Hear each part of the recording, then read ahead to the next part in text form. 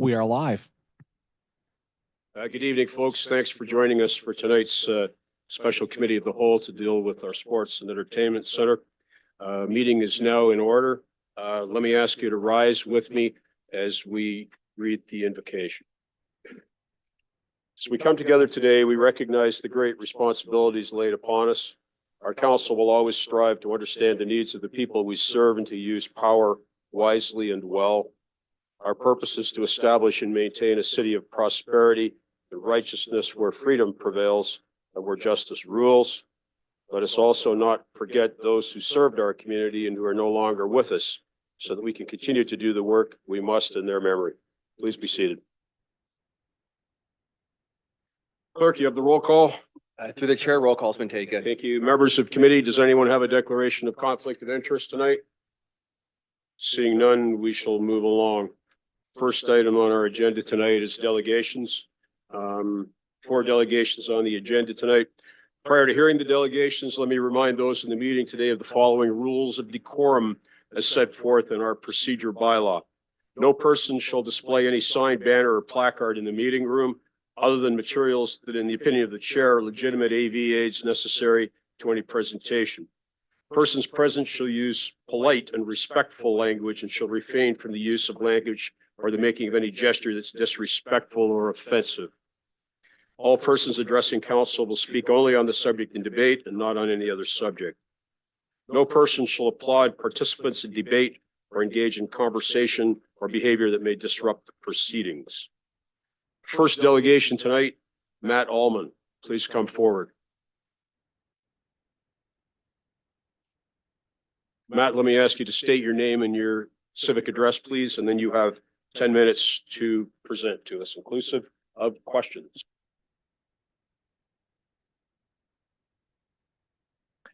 My name's Matt Allman from 21 Knightswood Crescent in Brantford, Brantford, Ontario, sorry. To get the biases out of the way, I'm a city employee. I work in real estate. I'm a Bulldog season ticket holder and pretty much an advocate for anything awesome coming to Brantford. I view this as an exciting night tonight. This could also mean that a lot of public money could be spent on this, which is why it's great to see from a report that will be presented later that there are so many benefits to this money being spent on the SEC and so many ways we can offset the costs. I see this as an investment. It's Brantford telling its citizens and businesses, get ready. We're growing up. Now, there's definitely social needs that the city needs to address. I mean, that's very clear. We don't need to look to Facebook comments for that. We have affordable housing, homelessness, and of course the hospital, just to name a few of the social needs of the city. But I mentioned this before, this isn't about choosing between one or the other or some or none. In fact, very recent history actually shows us that we are a city that can actually walk and chew gum at the same time. Lucy Marco Place is set to open this week as an affordable housing option. The decision to take over Foxridge Building as another support and shelter building was made last month. We have a really good chunk of cash sitting in the Hospital Reserve Fund that has been raised in a short amount of time. And of course, now we're looking at this SEC project tonight. Now, since I'm up here first, I'll be the first to admit that the SEC isn't a social need in comparison to any of the needs I've just mentioned. But the commitment to building this will be the catalyst for a number of other developments around it, which will really change the face of Brantford's downtown. And in turn, it'll provide a much needed economic and employment boost to our city. Specifically, the SEC is projected to generate an annual spending impact of $13.2 million and create approximately 100 jobs. In addition, the Bulldogs would generate $4.8 million, including a projected $900,000 from out-of-town visitors. It's been a while since we said that Brantford's bringing in that much from one small hockey team. The numbers don't lie. The Bulldogs have become a big part of this community in a short amount of time. We are a very sports-centric city, just from the outside looking in. And to those that do not have an interest in sports, that can seem very one-sided. But I don't look at it as a sports versus everybody thing. This is an investment in our local economy. I have friends who own businesses downtown, and they definitely see that increase. It's very apparent when the Bulldogs are playing, and now they're seeing repeat business even on days when the team isn't playing.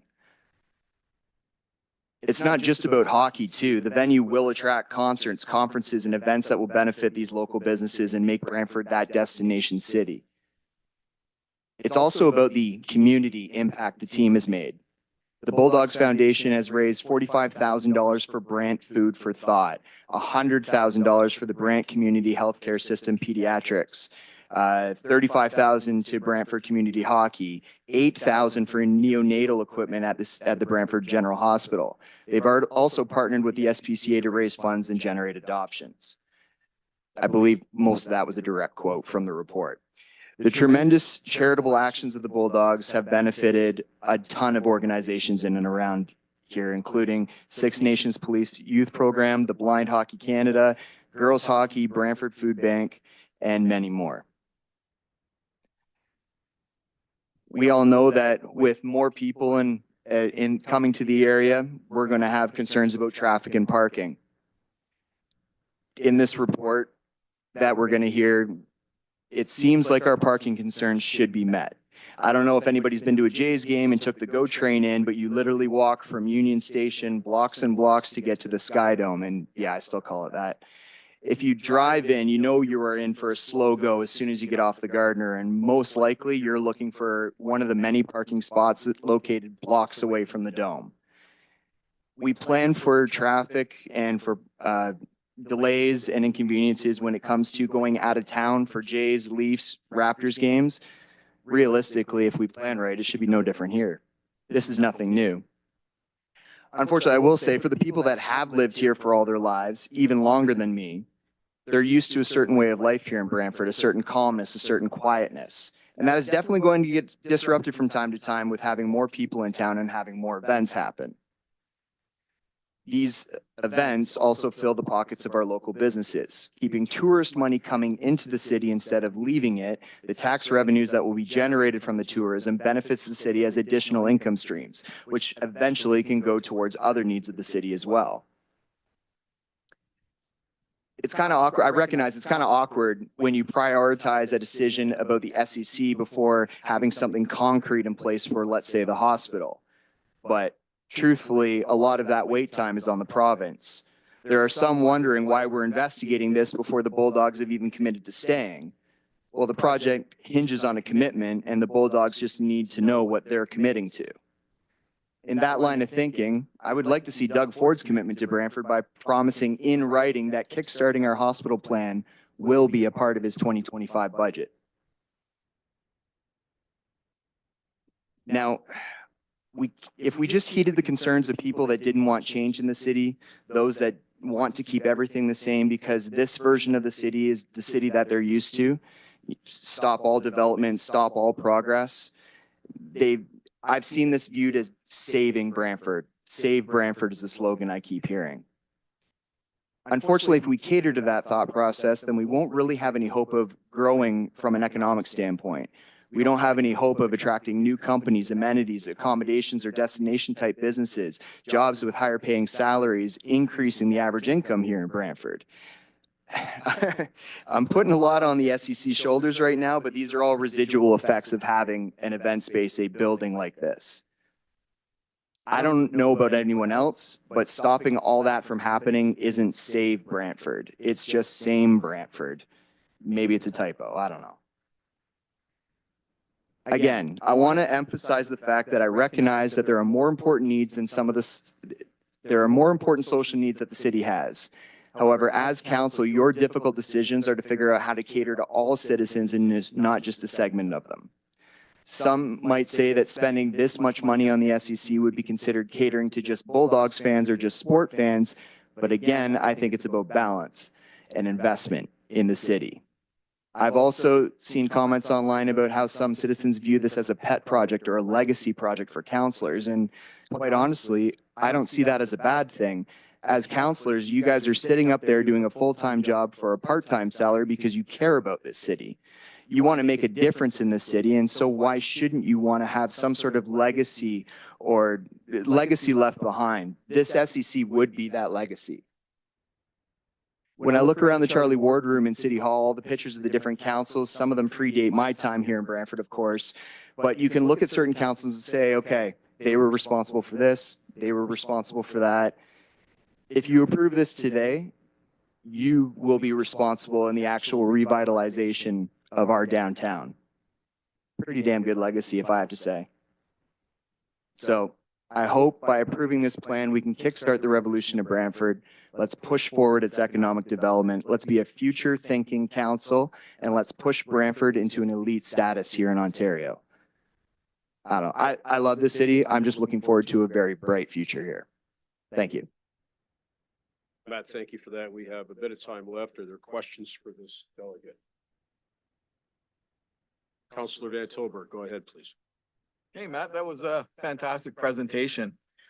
You said on your side gig, I don't know which is your main gig, but you're a real estate agent? Yeah. I see there's a lot of real estate agents in the venue today. What do you think the impact of this massive investment will be towards that business, that real estate in itself? Actually, the first impact that I think of is the more inventory of housing we have here. The chances are that a lot of my clients that have been sitting on the sidelines for a long time might finally have a chance to get in. The more inventory available in one specific area to meet the demand pushes prices down. Yeah, pushes prices down. Hey, thanks, Matt. No problem. Let me thank you for your presentation again. Have a seat. We'll be dealing with this after we get through the delegates and the presentation. Mark Dreamack, you're up.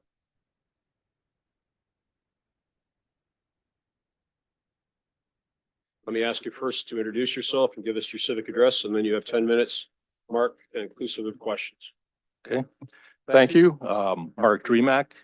I'm a resident of Brantford. My address is on the tax roll. Sorry, is there a reason you don't want to comply with the simple request? Yes, Mark? in public, I don't want to state my address. So as a season, first off, thank you to council and members of city staff and constituents for the opportunity to speak to committee tonight. It's unfortunate this is the only opportunity to discuss this in a public forum. So I firstly ask our council why this is not a town hall meeting. On April 4th at Victoria School, there was a town hall meeting held by Councillor Sless and Caputo. There were 100 people in attendance that evening, and everyone in attendance had the opportunity to exchange information, ask questions, talk to the consultants, talk to the property owners, as well as our councillors. And there was a vote called that night, a physical vote where 95% of the people in attendance who are residents of that ward said nay to that proposal in the state it was presented. A very effective meeting. There was a lot of respect on both sides for city council endorsing that type of a meeting. It's unfortunate we can't have a wider spread application of the same process tonight. I have to ask as well, why the $140 million financing for this project and the fast track timing is not also being applied to our hospital, the need for a hospital as first priority. That hospital would serve 100% of constituents versus the 5% that can attend a hockey game. And don't get me wrong, I'm a current Brantford Bulldog seasons ticket holder. I'm entirely in support of a new rink that is put in place by a well-negotiated agreement with the team. But at the end of the day, when you look at the prospects of what we're doing, we're basically shortchanging ourselves here, because the best way to pressure provincial government to put in place the critical need hospital is to have your $200 million funding in the bank versus taking debentures out for a new hockey rink. I have to ask about the steering committee, as I'll refer to it, relative to this project. Our CAO has a report in place here that I'll reference tonight. Mayor Davis and his supporting councillors appear fully prepared tonight to endorse extremely high risk, potential low return, $140 million investment for a new SEC. I have to ask these same employees that we're empowering now during 2024 to make this high cost strategic decision at municipal taxpayers' expense. Is this the right group and the right time to do this, considering several members are set for retirement starting in Q1 2025? I understand publicly Mr. Hutchings has declared he's retiring. I understand there are other members of council, possibly Mr. Mayor and I'm other going to ask you council. not to reference our staff by name. Please stick to the agenda item before you. So there are other members as well that I understand will not be carrying on in a council responsibility after 2026. The earliest I understand this facility could be built would be in 2028. So a good business practice would indicate maybe this isn't the right time for this council, with the members of this council and CAO, to make this type of decision that will have a lasting impact in the city for decades. The current rink at 3,200 is quite cozy. The attendance last year was 3,108. I don't hear any complaints when I'm sitting in my seat that that rink is not sufficient for an OHL team that has a 3-year contract. So let's talk about the SEC Center red flags. So the reports here, and I will refer to our CAO's report because it is a public report that is posted, 2024-599. So there is no target customer identified. What if the Bulldogs head back to the newly renovated First Ontario Center or to Burlington's new rink? Will Michael Andujar negotiate the best deal for himself and his team? You're darn right he will. Should the Bulldogs commit to Brantford? There are attendance concerns that exist with our growing population. Our growing population is not largely represented at the games or at venues like the Sanderson Center. I think all can be objective and indicate that's true. Season ticket wait list on this report and hopefully presentations tonight. What are the seasons ticket wait list? Do we have 2,200 people? They're on a wait list from last year and this year that are demanding that we build them a 5,300 seat arena to accommodate. We'd like to know that. What's the attendance history? Last year for the Bulldogs, it was 3,109 average attendance. We have a population, including Brant County, of 141,000 people. Let's look at Barrie, 153,000 people. Their attendance is 3,673. Kingston, 138,000 people. Their attendance is 3,319. Let's look at Niagara and St. Kitts together, the brand new Meridian Center from 10 years ago. Only cost $46 million to build at that time. They have 233,000 combined population for those two cities. Their average attendance, 3,878. There's 10 years of data there. Our 1984 Brantford Alexanders, who put a ton of guys into the NHL, had a hell of a team and were well managed. Well, last year here in 84, they had 1,300 average attendance. You can get that data from hockey.db.com. Our Brantford hockey history, unfortunately, has been poor for support. Event dates, you question a brand new rink, 365 people. You're going to land that rink in the parking lot of the existing Civic Center. There's 45 hockey dates, preseason, regular season, and some playoff dates. You've got 320 open dates. So you look at it, is this not a concern to council, being Brantford is not a destination city, which it was? I talked to the people at the St. Catharines Meridian Center. You look at their calendar. Through March of next year, they have 8 events that are non-hockey. 3 bands, 4 nights of Cirque du Soleil, a night of Harlem Globetrotters. Their proximity to Niagara Falls, they attribute probably causes some of those people who come and make the trip to do an overnight stay in a hotel or restaurants, but it's not a staple to their operation that people are filling hotels and restaurants. Again, I wish they were. I'm a fact-based guy. I work for a corporate entity, Arcelor, that was $85 billion a year company. So I'm looking at the data with this business proposal. Understand Mr. Andujar is not here tonight. Usually when a city expects to make a decision like this, you would think the owner would be here throwing his full support behind it, being very public and indicating that he's on board and going to work together with us for a 30 to 40 year term. If you reference our CAO's report that I mentioned earlier, I'll just reference it as report 599. Page 10 of 75, so Hamilton Spectator quote is in there. I can unequivocally state the council commits to building this facility. I'll commit the Brantford Bulldogs playing here for long term. So 6 months has passed. Has the contract term been defined? If it has, why isn't it in the October report?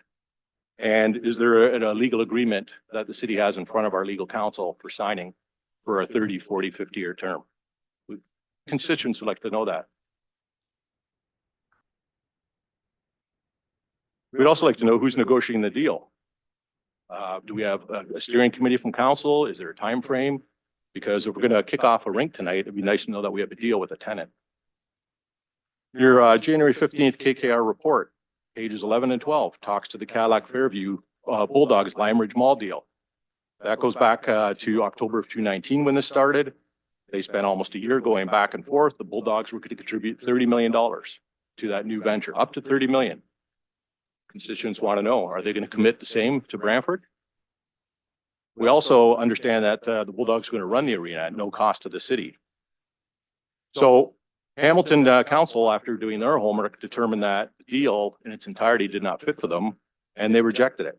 And there was no further effort spent on that Bulldog proposal. Does this council know why? Do we have that data as far as what happened there? And are there parameters within their deal that could not be worked out or that are unique to Brantford? That same KKR report on page 13 indicates relative to the First Ontario Centre in Hamilton, the Hoopeg Group and Oakview Groups are both injecting $100 million investment into that rink. Everybody knows probably they're going to spend about $280 million on that rink to renovate. I hear a conversation here that, well, we're hopeful if we build the rink, somebody like OBG will come in and manage it for us. They're not going to manage that rink in direct competition to their own investment in Hamilton. Business says that wouldn't be a good deal. So who's going to manage this rink and all these events? Our SEC lease term. So we talk again in your report on page 14 of 75. The report includes a recommendation that the city negotiate a lease extension with the Brantford Bulldog OHL team. The missing key verbiage is, though, before committing constituent municipal taxpayers to significant financial risk. A 30-year plus term would need to be in place. So you have 1 minute left. Okay. Financial implications. I understand we've got a $140 million debenture. 8.4 million annually would be the impact to the tax in base, the interest tax costs, 4% of the 2024 operating budget. So is this an added cost to the property tax assessment? Be nice if somebody would explain that to constituents. What does that actually mean to us? Parking. Civic Center has 484 parking spots. The current demand's 1,000 plus. We know the SEC is going to need 1,300 plus. What's the city plan in the report, page 12, within a parking city plan within a 50-minute walking radius, there's sufficient supply of parking, including on-street and private lots. As a season's ticket holder, I would cancel my season's tickets if I don't have a parking spot at the rink. You have seniors, children, people who are disabled, and they're not going to walk 15 minutes in the cold of winter, December to March, to get to their hockey seats. That's time, sir. Thank you. Of course. So we're making this decision. I only get 10 minutes to talk. If you'd like to have a seat in the gallery, we'll be proceeding with the next delegate. Ms. Harrison, please come forward.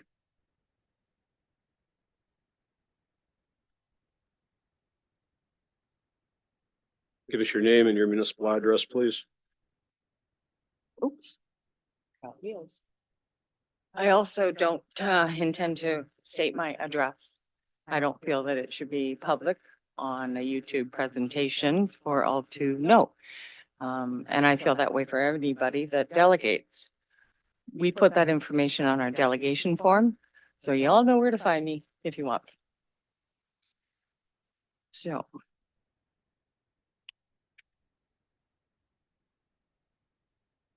Get my stuff ready, sorry.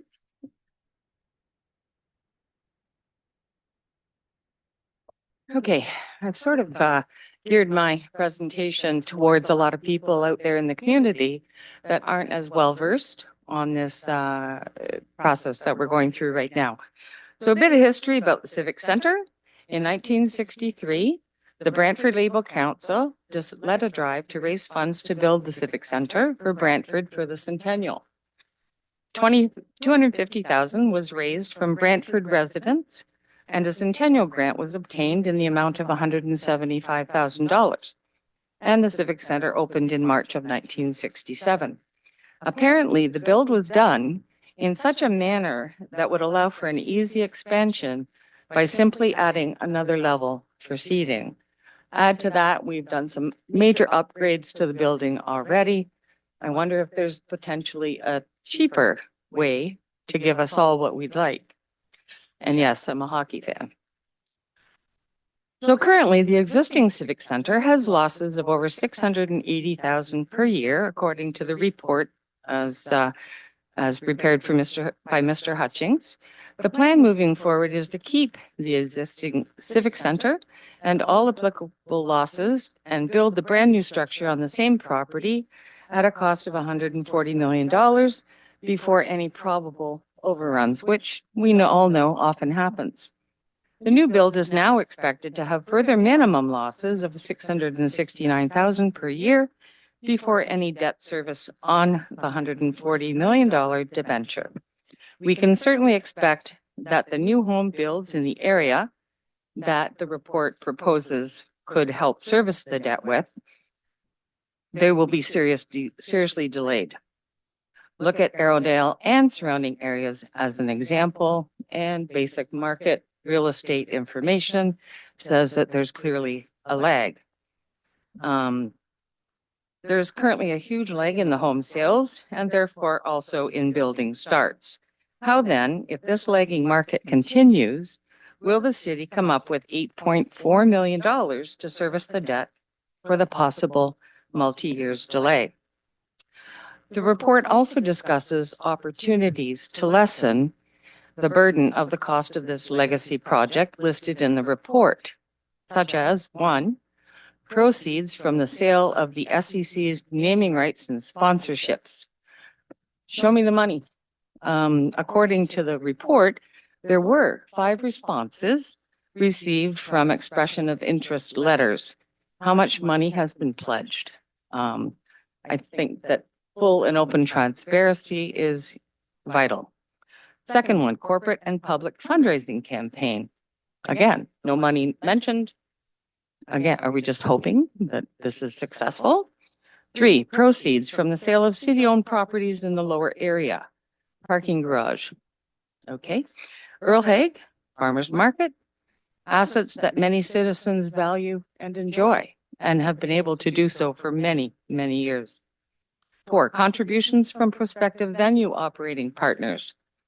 If venue operating partners exist, then why are we not utilizing them now? We have an existing building. It sits empty many, many nights. This could certainly be done. Utilizing the city's portion of the city's municipal accommodation tax. This one, I don't understand, and I'd love if somebody could expand and explain that one to me. 6, redirecting the city's previous commitment to the Wilfrid Laurier University Mid-Science Performance Theater. Has the university changed their focus for Brantford moving forward? 7, incremental property taxes from development in the lower downtown. The lag, folks, don't forget about the lag. 8, allocation of proceeds from the sale of lands in the northern boundary. This tells me that absolutely nothing is off the potential auction block. So therefore, we're putting all of our eggs in one basket. From what I see, not many of these options are immediate or even potentially viable in the short term. And if so, I haven't seen any dollars stated. And all of this while potentially not even having a tenant. From page 30, expected property taxes from a fully built and fully occupied area could support a debenture of $165 million. That would go a long way to our new hospital. To borrow the funds via debenturing, in my opinion, is a very bad idea, and the retiring CAO could be setting precedent and putting Brantford into a risky situation where our credit rating could suffer and our debt servicing ratios could get out of line, limiting our options moving forward. We need every dollar that we can save to go towards the new hospital build, and now is not the time to encumber the city with unnecessary debt, in my opinion. There will indeed come a time when the city will be receiving much more in tax dollars, and we will have a new hospital up and running that is sorely needed for 100% of the population versus this project that will cater to a couple of thousand sports enthusiasts. At that time, a shiny new sports and entertainment center would be likely more welcomed by most citizens. Let's also just take a moment now to look at what Burlington has in the works. They've been planning a large facility that will include many sports as well. Their planning commenced, as best as I can tell, early in the 2000s. According to their website, they are well into the construction phase with the anticipated opening in the spring of 25. Public engagement was done both in 2015 and 2019. Why is this potential white elephant here in Brantford being rammed through in such a short time frame without proper public engagement? Competition for teams and a tenant could very well get fierce once Hamilton and Burlington both complete their builds. Finally, I'd like to speak about our public engagement. Brantford had a survey on Let's Talk Brantford some time ago. The city boasted about receiving 525 responses in 5 days, I believe. They also stated that the majority of the responses were positive, yet did not state exactly how many were yes votes. Well, let me tell you, I did a little bit of work myself. I devised an opinion poll, placed it on 21 Facebook groups. By the time I did it, it was 1:30 in the morning. They have to be done manually, so it's quite a challenge. So I finished the job, went to bed, and woke up the next morning at 7:30 and found that there were already over 600 responses. 600 responses in a mere few hours. I left the surveys online, but then printed out a paper copy of said opinion poll and attended public locations to engage people in conversations. I asked them to take a minute to simply jot down their number one priority that council should be working diligently on. I had a number of ideas listed as possible examples, yet I also left a blank spot for them to utilize if they had other priorities, as I feel that all opinions do matter. The results combined between Facebook polls and my personal in-public opinion poll resulted in 953 responses, 31 in favor of the Sports and Entertainment Center. At bare minimum, all of these financial details should be made available to the citizens of Brantford with full disclosure. So therefore, I would propose a series of town hall events and a vote from all. Borrowing is easy when backed by the power of taxation. Translation, as a banker, this statement is just a nice way of saying, you all get hit with the bill. Ms. Harrison, last minute of play. Thank you. In short, I feel strongly about the fact that the citizens of Brantford feel that we have way more pressing issues that should be spending our time on working with. Homelessness, addiction, affordability, mental health, food insecurity, and primarily a new hospital. They all rank higher in the general population of the city. Yet the hospital seems to be the biggest need. And I must ask, was the Premier happy to hear that we needed more money for the Band-Aid fix for our broken hospital? Was he concerned at all that we also needed more funds for the planning stage? And was he also happy that we have a mere, I believe, 18 million set aside for the new hospital? I know I'm not. So in short, I'd really like to Thank you. thank. That's time. Okay. Thank you. Our next delegate is Bobby Robert.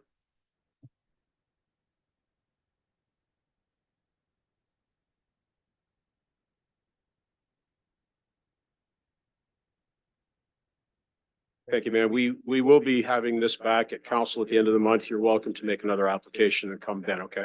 Yes, thank you very much. Now, we do not have anybody in person from the Bulldogs, but we did receive a letter from Mr. Andelauer. And I'm going to ask the number one Bulldogs fan in the greater Brantford area, Councillor Sullivan, to read that letter into the record, please. Thank you, Chair. October 4th, 2024, His Worship, Mayor Davis, and members of Brantford Council, I thank you for this opportunity to reiterate my commitment to the city of Brantford in keeping the Bulldogs here. Nothing has changed in our commitment to keeping Brantford, our OHL home. In March of this year, I quoted saying, "Brantford has exceeded my expectations. The fans are fantastic and have shown us tremendous support from day one. The warm welcome and obvious enthusiasm for the Bulldogs has meant a lot to the team and to me personally.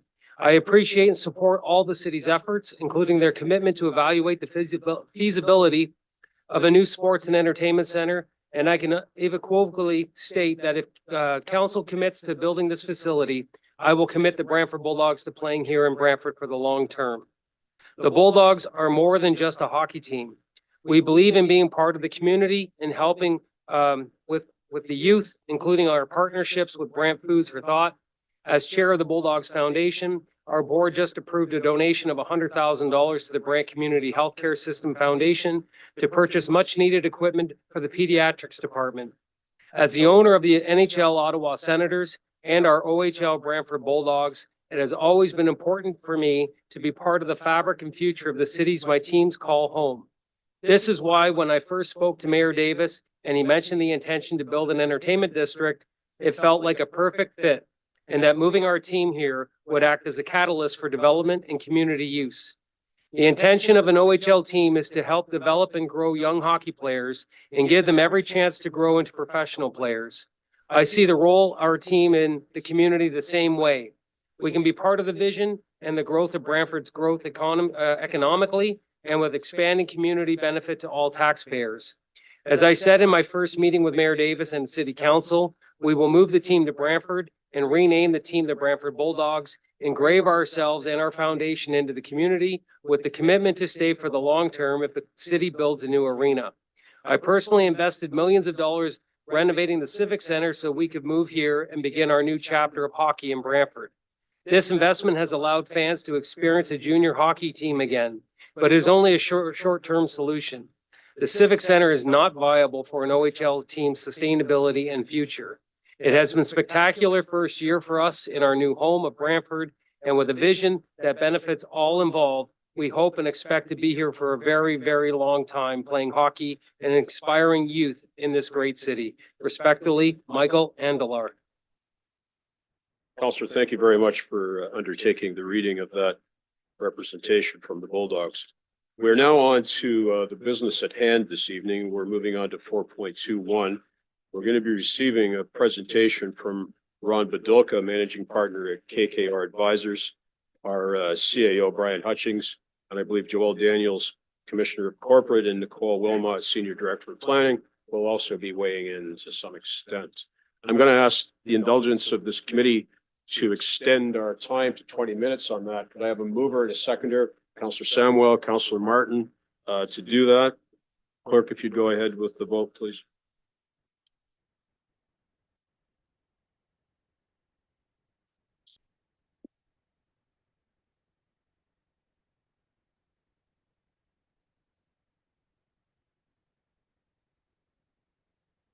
The motion to waive the rules carries unanimously and record a vote of 9-0. Members of the committee voting in favor, Councillors Sullivan, Caputo, Celeste, Martin, McCreary, Carpenter, Hunt, Samwell, and Councillor Van Tilborg. Thank you for that. Ladies and gentlemen, please proceed with the presentation. Thank you, Mr. Chair. As mentioned, I'm Brian Hutchings, the CEO. Beside me to my left is Ron Badulka, the executive of the KKR Advisors. To his left is Nicole Wilmot, our head planner here at the city of Brantford. And to her left is our treasurer and Commissioner of Corporate Services, Joel Daniels. Here to present a presentation on the Sport Entertainment Center.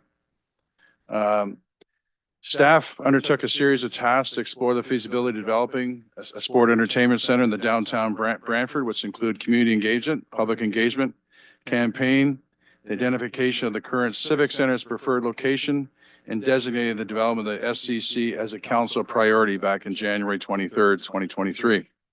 Of this year, 2024, and reviewing possible funding options. You can see the motion from March 2023. Whereas on February 7th, the City of Brantford Council approved Report 2023-58 term sheet for OHL team agreement for Brantford Civic Center. And whereas the term sheets, which is important, and as well as the agreement between the City of Brantford and the Brantford Bulldogs Hockey Club states that the City of Brantford is to consider throughout the term of the future development of a new sports and entertainment facility capable of 5,000 spectators for hockey games and capable of being a home arena for the OHL franchise. Now, the resolution then goes on to say that we need to develop a plan that includes a recommended location, cost estimates, including capital and operating, a financing plan, and delivery timeframes. All these were accomplished on January 23rd, 2024. And we spent some extra time. It was due in December. We spent some extra time, a month and a half, on community engagement. The timeline. We've had a year and a half of these discussions with many public meetings. And so we already mentioned the February meeting and the March meeting. There was another meeting in May as well of 2023.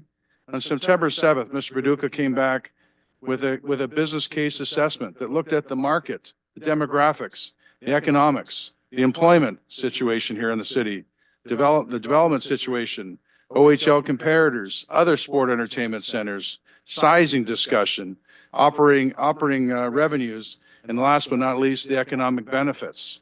In his report, which is a public report on the website, you can see the city of Brantford is doing very well in all these categories, comparatively speaking to other OHL comparators in other cities in the province of Ontario. On November 14th, council went through a process, looked over from September 7th to November 14th. We looked at 10 sites and negotiated with various property owners in the city and decided, which most planners would decide, it should be in your downtown. Throughout all this sprinkling, council visited Barrie, Niagara, Kingston, as well as Oshawa, and looked at their locations, most in their downtown cores.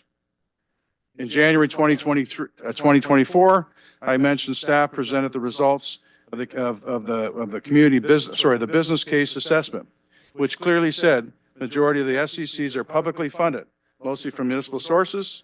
And of the 11 SCCs built in Ontario since 1990, only 5 had secured private sector funding, which ranged between 1.5 and 2.5 million. It also said that a small number of examples exist where the resident sports teams invested in or took operating responsibility, limited or limiting any ongoing operating subsidy. And the most recent agreements call for leveraging land as investments, much like we're doing here. Such arrangements have allowed municipalities to reduce and eliminate their upfront capital requirements and as well as leveraging, maximizing future revenues. Most municipalities have structured partnership agreements like we're suggesting tonight and have been accomplished through solicited and unsolicited processes. We outlined a 6-stage process, which talked for requests for business partnerships, undertaking preparatory site due diligence, embarking on a public fundraising campaign, commencing facility design, issuing the construction tender, and facility construction with council having a go or no go at every one of these spots. As mentioned from previous, there was a Hamilton Spectator article that talked with the Bulldogs owners' commitments. That's been updated tonight. And Mr. Chair, we're here tonight to look for approval to proceed on the Development Entertainment Center in downtown Brantford, which this report represents. Over to Ron. Oh, sorry. Thank you. Thank you, Brian. So I'm going to do a little bit of a recap of September 2023 when I presented the business case. And again, this was an assessment that we did looking at all 17 Ontario Hockey League markets and in fact the operations of 60 Canadian Hockey League buildings across Canada and the US, of which I have data going back to about 1980 in some cases. So as I look at what Brantford is and what Brantford has become and what Brantford is projected to go into, my view based on Brantford as it has grown, where it is expected to grow, and how it compares against other market, it would be able to support a building in the range of 5,000 to 5,300 seats. Those buildings, and looking at every building that's built in Canada since 1990 and projecting that forward, works out to a per seat cost of $22,500 to $27,500 per seat, which is about $115 to $140 million. That's where those numbers are coming from. We then looked at the event profile that's going to happen. And yes, hockey will be the main driver or a significant driver in the building, but there are other events that I will get into in a little bit about what are going in. It's concerts, it's family events, it's other sporting events, it's other types of entertainment, it's Indigenous events, it's trade and consumer shows. I believe based on those projections that the building would do about 75 events per year. It would attract about 200,000 people per year. Do I think you could do better than these? I do. I want to be realistic and not give you 400 events a year on a 365 calendar days. I'm giving you what I believe to be achievable on an annual basis. The building, as someone has said earlier, I think it'll generate about $3.5 million of operating revenue. That's rent from the main hockey team and all the other users that are going to come in here, the promoters, the ticket vendors, from food and beverage, from naming rights, from sponsorships, et cetera. And based on the expenses, the building will generate about will incur net operating costs of about $670,000. The images to the right show how this building could look on the existing Civic Center site, immediately south and adjoining the current Civic Center and just north of the Earl Haig Family Fun Park. The bottom one is a very quick rendition of how the two could look next. As I said, it's not just hockey. These are event centers, and I would prefer that we call this an event center. This is a collage of all of the events that are currently booked in places like Kingston and Oshawa and St. Catharines and Guelph and Kitchener and London and Sault Ste. Marie and in St. John, New Brunswick and in Moncton, New Brunswick and other places across Canada. It's current acts like the Arkells, who just did 2 shows at 20,000 each at Bud Stage in downtown Toronto. They're playing Guelph, they're playing Oshawa, they're playing in other places. It's up and coming artists, whether they be rock, indie, country. It's artists that have been around for a long period of time. You know, like a Sarah McLachlan, like the Doobie Brothers. It's other events that are going to attract from a broad range of audience. It's not just concerts, though. It's family events. It's events that would make use of the ice. So ice shows would come in, basketball would come in, lacrosse would come in, curling would come in. It would also be home to other types of hockey, whether it be Challenge Cups or the Canadian men's and women's national programs, whether they be U17, U22, or the national team. It's Indigenous events like powwows, and these are 2 that are actually happening in the coming period.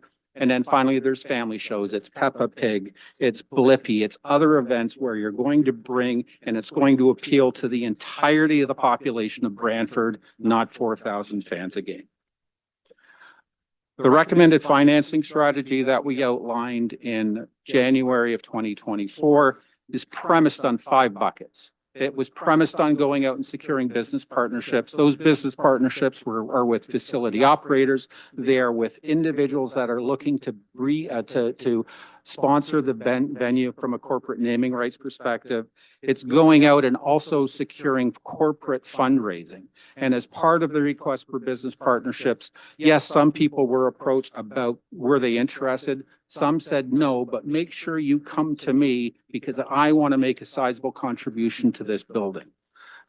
It also talks about land sales. A bunch of properties were identified by council. Those were included. It's getting the revenue from the actual transaction agreement of purchase and sale, and also looking at the development proceeds that would come from their eventual reuse and redevelopment.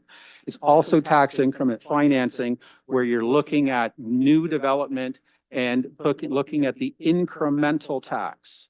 So current taxes are 100, and with development, that 100 becomes 200. It's taking the additional 100 and using that as a means to support that.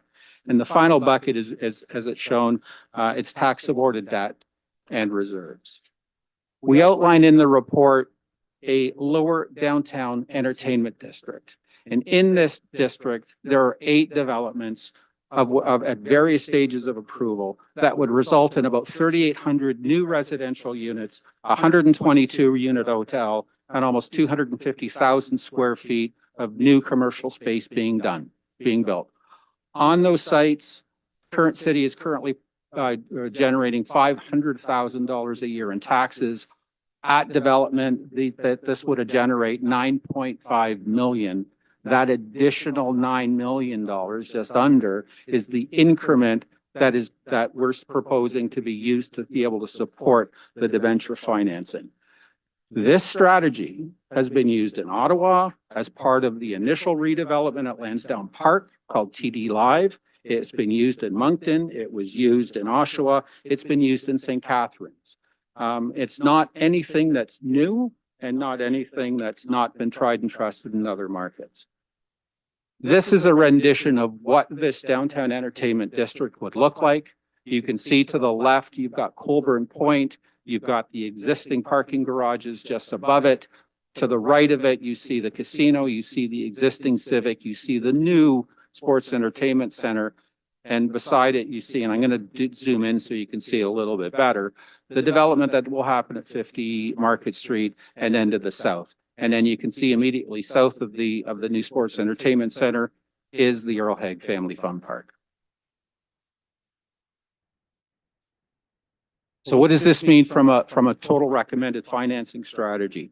Well, there are four sources of capital that we've identified that we believe that the city can attract and get in order to be able to then support a debt obligation that it would raise.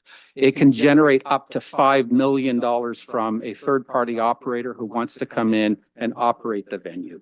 We can get up to $5 million of naming rights that we can then to sell a corporate logoing and for the building.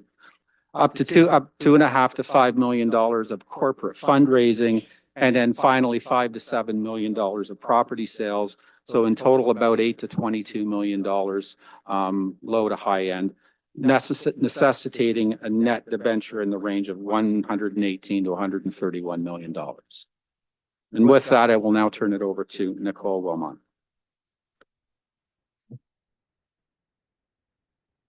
Thanks, Ron. So I'm going to talk a little bit about the vision for the lower downtown, the policy that supports the creation of a complete community and a sports and entertainment complex, as well as some of the development that Ron has mentioned in his presentation, just some of the development that is currently in the pipeline for the lower downtown. We've been reimagining the downtown since really the creation of the downtown master plan back in 2008, which focused on three main principles for downtown renewal. The first being public sector capital investment, and that would, include things such as the Harmony Square, as well as new City Hall, City Beautiful initiatives, which are realized through our downtown CIP programs, as well as our facade grant programs, and then private sector investments in new communities, which brings about a sense of place and pride when people live in the downtown. To encourage revitalization of the downtown, we further created a policy framework to support growth in the new official plan, which was approved by council in 2021, which reinforced the idea of the lower downtown as the heart of the city, a center for recreation, residential development, business, and cultural hub, which aligns with the vision of a new event center. The new zoning bylaw, which was also passed by council in September, just 1 month ago, also reinforces these principles with flexible zoning. And the city has also begun an infrastructure renewal program to not only support growth in our downtown and to replace aging infrastructure, but to rebuild city streets with a pedestrian focus.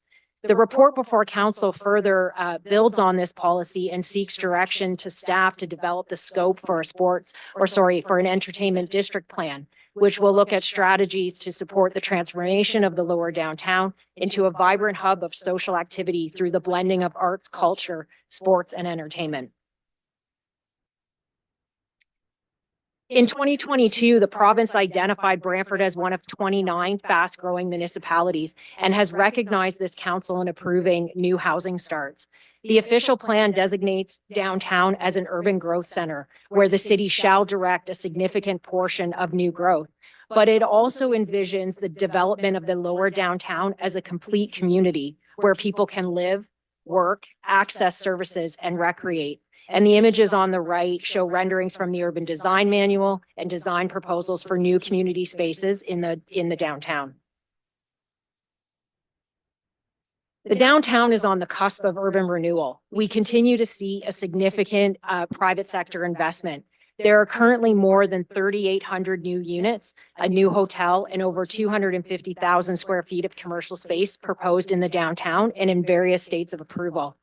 Cornerstone developments at key locations in the downtown will transform this area to a vibrant mixed-use commercial and residential community. This slide highlights the proposed development at 166 and 188 Greenwich Street, complete with two 11-story towers, a total of 337 new units, and over 12,000 square feet of commercial space. This rendering shows the proposed development at Colburn Point. which will be a landmark development at the gateway into the downtown with approximately 550 new units in 2 towers and a 122-room hotel with over 12,000 square feet of commercial space. 50 Market Street is a new urban neighborhood, complete with 2,300 new units spanning 5 towers and close to 200,000 square feet of commercial space, providing for the necessary urban amenities to support this new neighborhood. 60 Market Street is a great example of a historic place reimagined, with a total of 221 new residential units in 1 2-bedroom suites, within 2 8-story towers. And then lastly, the land assembly at 100 Market, 7 Erie, and 33 Erie, which is over 1,000 new units that have been created in 4 towers, with an addition of commercial space as well. 1 tower is currently constructed and occupied, and we're in the process of issuing permits for the 2nd tower. So with that, I'll turn it over to Joelle.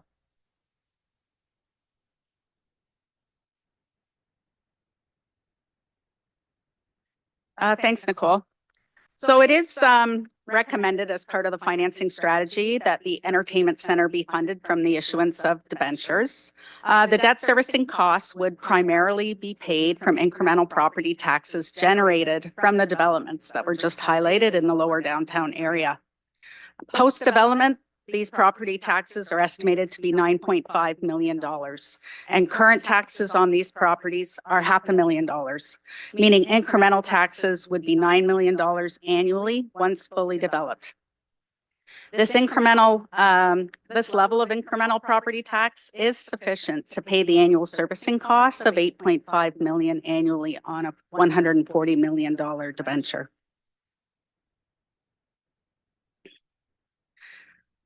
Developments in the lower downtown area are also eligible for tax increment grants during the first years of post-development in accordance with the Downtown Community Improvement Plan. So until the taxes generated from these developments are fully phased in, other revenues will be utilized to assist in servicing debt payments without increasing the tax levy. These revenues include use of corporate sponsorships, naming right revenues, venue operator contributions, proceeds from the disposition of city-owned lands, the city's portion of the municipal accommodation tax revenue, and casino revenues.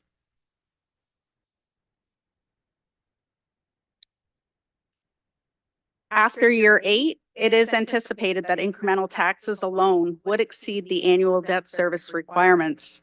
The surplus generated can then be redirected to other priority projects and initiatives, and additional proceeds from future disposition of city-owned lands in the northern boundary could be earmarked as insurance in the event development in the lower downtown area is slower than anticipated. And with that, I'll turn it back over to Mr. Baduka. Thanks, Joel. Okay. So what does this all mean? So I think in looking at this project with the financing plan that has just been outlined for you, I think the recommended next steps coming out of this are 9-fold. Firstly, that council endorse building the SEC. That gives certainty to naming sponsors, to a hockey team, to an operator, to corporate sponsors, that the building will be built and everything can then follow to put all those agreements in place. To build the building, the city needs money, so council agrees to additionally secure new debt of up to $140 million. As Nicole and Joelle have talked about, we're looking at paying this through a tax increment revenue scheme, which says we need to designate the lower downtown district, and then we need to be able to assign the net incremental tax revenue generated by new development in that area to service the debt. To create a reserve also to help support the debt, we need council approval to sell 41 Dalhousie and 42 to 46 Erie Street and use those proceeds to fund the reserve, to sell the naming rights and use those proceeds to create a reserve to fund the reserve to help support the debt, and then embark on a corporate sponsorship campaign to raise funds that could finally also be used to support the debt. We're asking also that council authorize staff to negotiate a venue management agreement for the SEC, and that agreement include a capital investment from the third-party venue manager. Then with that in place, we need to get the building designed and built. So it's council authorizing staff to retain a qualified and experienced architectural team that would include a lead designer, potentially indigenous design teams, specialty consultants, engineers, and most importantly, cost consultants. And then finally, that council endorse staff to negotiate a minimum 10-year lease with the Brantford Bulldogs. What does this mean from a timing perspective? Well, with council approval of all of those items, it means the next few months are quite busy. We're quite busy getting an architect retained, a capital campaign advisor retained, negotiating term sheets with a venue manager and the Bulldogs, finalizing property sales, finalizing a full venue management contract and a lease with the hockey team, commencing a capital campaign, signing naming rights deals, and then getting into the design. We're doing schematic design that gives Class C estimates, moving into working drawings, which gives you, design development, which moves into Class B estimates, and then finally preparing working drawings that provides Class A estimates. So by September or October of 2025, the architectural team is back in front of council seeking final approval on the design and on the cost. The project then hits tender, construction starts in early 2026, and then by late 2027, early 2028, the grand opening of the SEC will occur. Thank you for your time, and we'll be pleased to answer all of your questions. Thanks, everyone, for the most informative presentation. I'd like to get a mover and seconder to get this on the floor. Moved by Councillor Caputo, seconded by Councillor Samwell. Councillor Caputo, if you could read that resolution, please.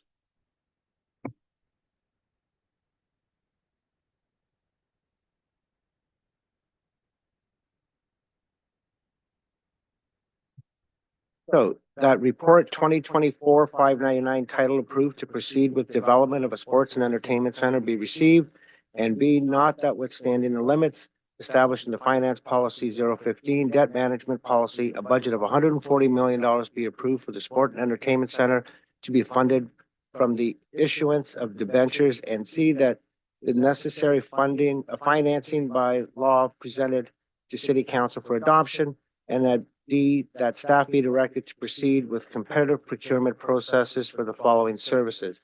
A prime consultant for the design of a new sports center and entertainment center.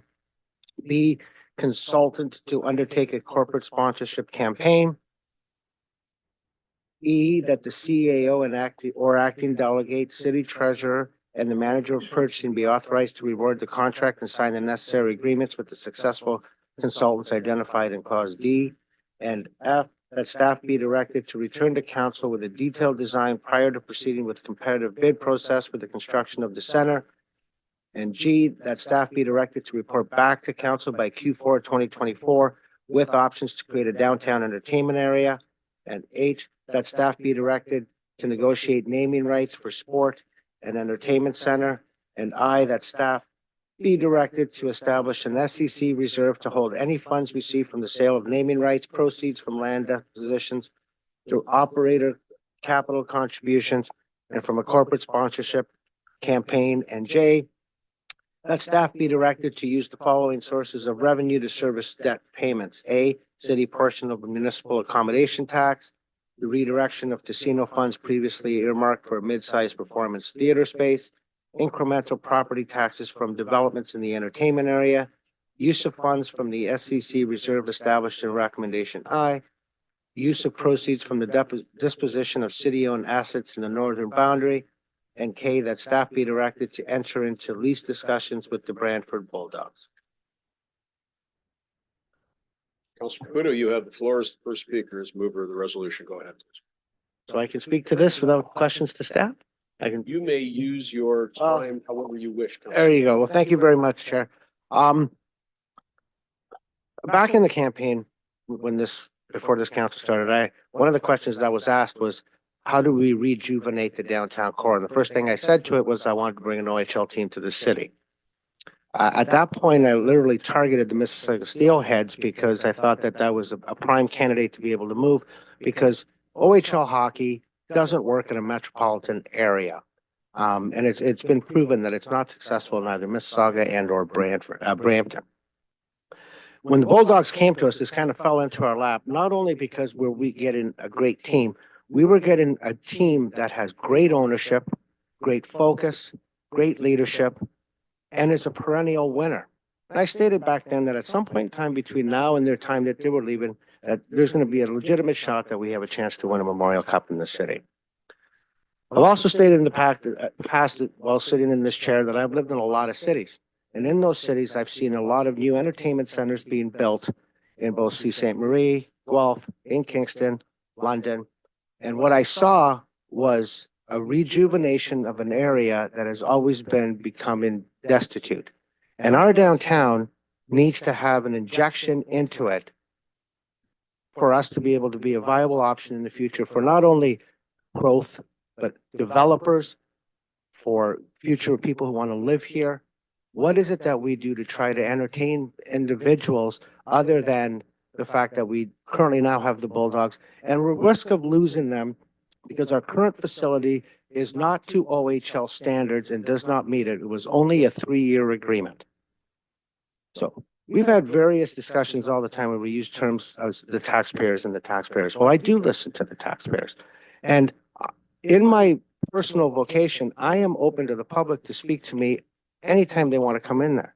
And a lot of the times I have had some people come to us and said they don't want to build this arena. And the reason they don't want to build it is because they're looking at a hospital. After explanation of where we are with the hospital and the future plans for that, everyone has come to me and said yes. I haven't had any negative comments about looking at us doing an SEC. All I've received are positive comments. Now, we talk about it costs $600,000 and so forth. Well, you know, our city operating budget for parks and recreation is $17.2 million. No one's ever come to me and said we should shut down parks. And that's the tune of $17 million. So what I've seen from other cities, you know, we talk about funding from having, do we have any funding coming in from the Hamilton Bulldogs? Well, as far as I know, the only team that ever owned their own arena was the London Knights. And when the Hunter family purchased the London Knights from the Doug Terry family, that came with the London Ice House as part of the deal. So here was a team that owned their entire facility. And when the discussion had come about building a downtown facility, again, like every other city, there's always going to be individuals that come back and say, we don't need it, we don't need it. They were willing to give up their location, give up their ability to generate revenue from concession and everything else to it, to move into the downtown core of that city, which has really brought that part of London to life. Because if you've ever been to downtown London, it's big, it was never occupied. So we talk about parking. The parking lot at my place of business is bigger than the parking lot at the Budweiser Gardens. Is that it? So, anyway, prior to moving here, you know what, Brantford was always a well-kept secret for years, right? There wasn't really any growth. I don't believe there was a lot of vision, and at times there really wasn't any hope. We are now the hottest topic of conversation when it comes to developers and the province. The biggest thing that happened in the city of Brantford was the expansion of the 403, which put it on the map for everybody to understand what can this city become. We're no longer a bedroom community. We've got jobs, we have industry, and Costco does not come to the city of Brantford unless they've done their homework on what they believe is the perfect and viable business option for them. Thank you, Councilor. And I will reserve my right for second speaking opportunities. Who's next? Councilor Samwell, go ahead, please. Thank you, and through you, Mr. Chair. My question will be for staff. We've heard a lot of conversation about how we're going to pay for this tonight. And what I'd like clarified is are citizens going to see an increase to their property taxes through us doing this? Through the chair to Councillor Samwell, the financing strategy included in this presentation report today does not see an increase on the tax levy. Okay, thank you. Counselor, thank you. Additional speakers? Counselor Hunt, you have the floor. Thank you. And through you to staff. Nicole, you said once fully developed. I think my question is when do we think that all of this that's going to generate $9 million a year is going to be fully developed? So through the chair to the counselor, I can't pinpoint exactly the timing of when it will be fully developed. That timeline is dictated by the development community. But what I can say is that each of the developments that were highlighted in this presentation this evening are in various stages of working with staff through development approval. So whether it be zoning or site plan applications that are before us. Okay, and a question for Joelle. At what point do we actually need to issue the debenture financing? Through the chair to the counselor, that's going to be largely dependent on the results of the final design and everything that happens that will lead to the ultimate development of the facility. I expect for probably a debenture of this size, we may need to issue it in increments. Typically, we like to hold off until the end of a project, but for cash flow purposes, this may be something we need to issue in increments along the way. Okay, so I think my other comment then is the timing. So the $9 million in incremental tax revenue that's going to pay the debenture financing. What happens if we've issued the debentures and we're on the hook for $8.4 million to service that debt, but that $9 million in incremental taxes has not yet been realized? Through the chair, it's important to realize that the tax increment financing is really just one piece of the puzzle when we're looking at being able to finance these debentures, especially in the earlier years. So we will be looking to establish a reserve that will hold some of those one-time revenues that we do expect to see earlier in the plan from the sale of some of our city-owned properties in the downtown area, from the sale of naming rights and corporate sponsorships, and other one-time revenues at the start of the process. Okay, thanks for that. Counselor, thank you. Additional speakers, Counselor Sluss, go ahead, please. You have the floor, sir. Thank you. I just have a few questions for staff before my second opportunity, I'll deal with the resolution on the floor. But if you could confirm for me, I heard a number of statements made this evening. One was that this building would service 5% of the population. Can you elaborate on that, please?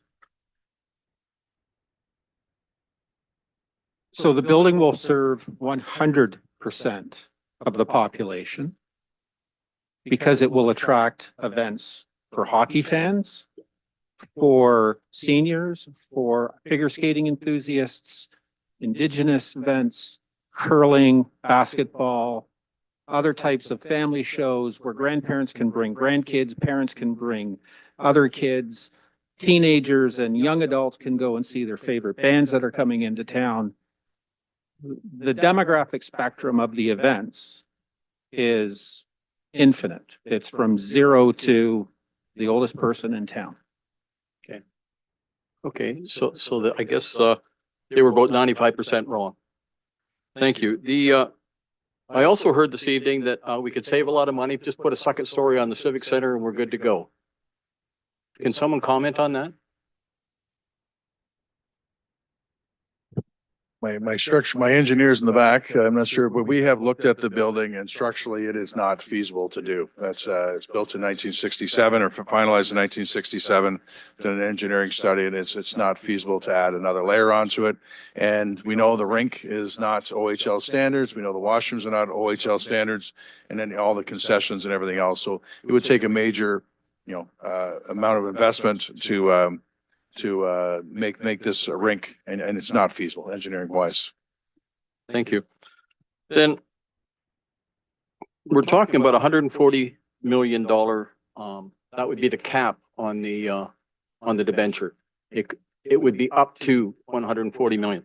Now, if I understand that correctly, that would be 140 minus whatever was received in naming rights, minus whatever would be derived from fundraising, minus whatever would be from land sales, revenue, from contributions. Is that correct? The net number would be 140 minus all of those items, and have I missed any? That's correct. And we could show that other slide that Mr. Baduka had up, but those are the amounts we would take off land sales, as well as the operating agreement, as well as the sponsorship and naming rights. Okay. Then I also heard this evening that the Bulldogs should be paying a big chunk of this. They talked about $30 million in Hamilton. Correct me if I'm wrong, but my understanding is if an OHL team puts a large contribution towards the arena, they get a very favorable, if not zero, rent for the opportunity to use that building. If they do not put anything into the building up front in capital, they make that up by paying market rent for every minute that they're in the building. And the revenues from a lot of the ancillary uses within that building, concessions, rink board sales, private boxes, all of that revenue does not then go to the OHL team. Do I understand that correctly? That is correct. If the OHL team commits capital, they will want a return on that capital. So they will expect a greater share of revenue from food and beverage, from suites. They will want a reduced rent or no rent to play in the building. So much like we did when we negotiated the initial lease with Mr. Andlauer, as I said to this council before, if he wanted to rent a Maserati, he would pay market rent. He's renting a 1967, Chevy Impala. And that Chevy Impala needs a new engine and brakes. And he's paying for that. So the revenue that he would get is not, the lease that he signed isn't a market rent. It's an appropriate rent given what he is investing into that building. He's still paying money to play in the building to the city. In a new building. Thank you. I still got time? That's time. Oh, okay, sorry. Thank you. Yes, you're quite welcome. Councillor Martin. Go ahead, please. Thank you, Mr. Chairman. Through you to staff, the lands in the lower downtown bowl that we're selling, are we putting covenants on that would require the developer to build within a certain time frame? That would be part of the negotiation. We've done that in the past, yes. Yeah, we've done that extensively on industrial land that we sold, so that would help ensure the build out within a reasonable time frame so that the incremental taxes would come flow quicker, would it not? Yes, it would. Thank you. And we heard tonight that a survey was done that came back overwhelmingly against the center, but we didn't hear what the question was. And you can engineer a survey to get whatever answer you want just by the way you word the question. So without seeing the question, the survey means absolutely nothing. So I hope members of council will take that into consideration. And the last point I want to make is that Clause F states that staff will be directed to return to council with a detailed design. And the reason why the Wayne Gretzky Sports Center went over budget is because we had a time frame that was very tight to qualify for the money we were getting from the province. And as such, it was a design build, and the design was evolving as it was being built, which caused additional cost and some very severe cost run-ups. By having the fully designed before we start construction, it helps to ensure that we don't have extra costs incurred that will push up the cost and push it over the budget. So obviously, I'll be supporting this tonight. I hope this passes, and I look forward to the vote. Thank you, Mr. Chairman. Councillor, thank you. Additional speakers, folks?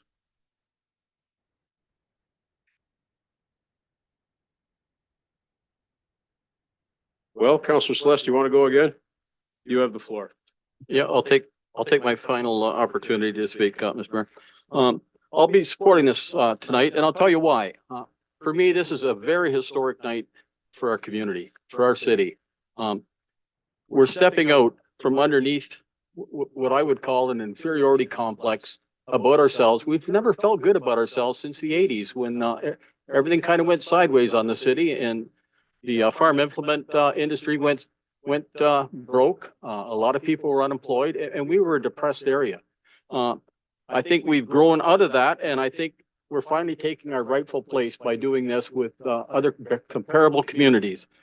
This is 2024. It's not 1980, and we're a totally different community today than we were back then. Although some people still feel and still live in 1980.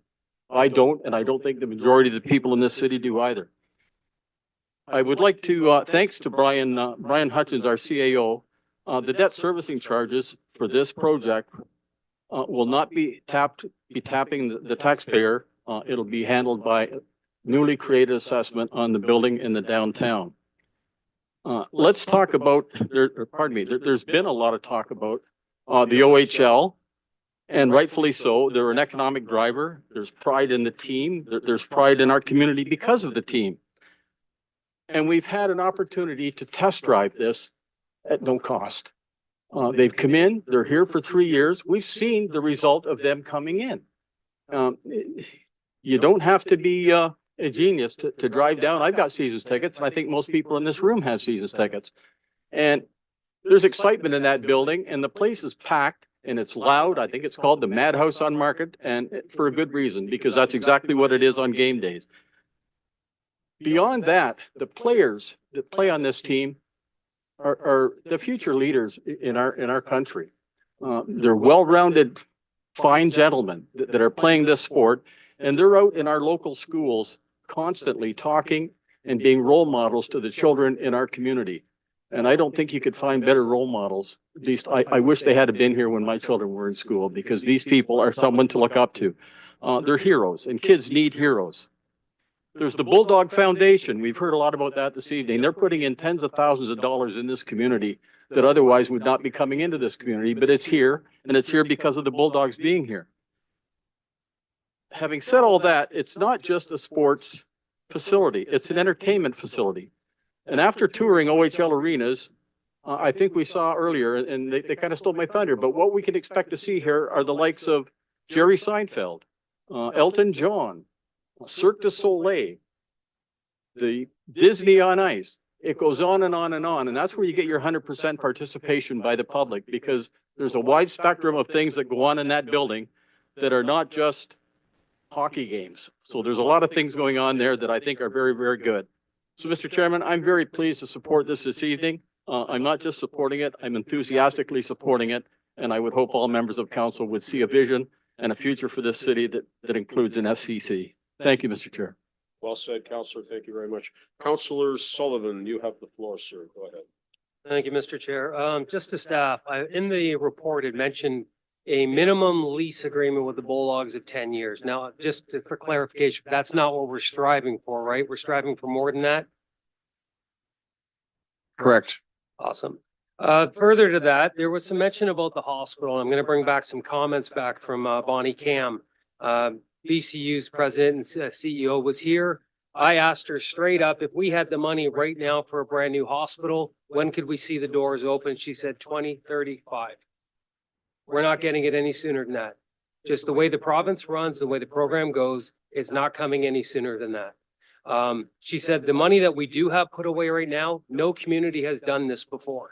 Nobody has money already in reserves for a hospital at this stage. So, and then on top of that, the money that's owed, our 10%, is owed when the hospital opens its doors. So that's 11 years from now. It's not got anything to do with this particular thing that we're looking at.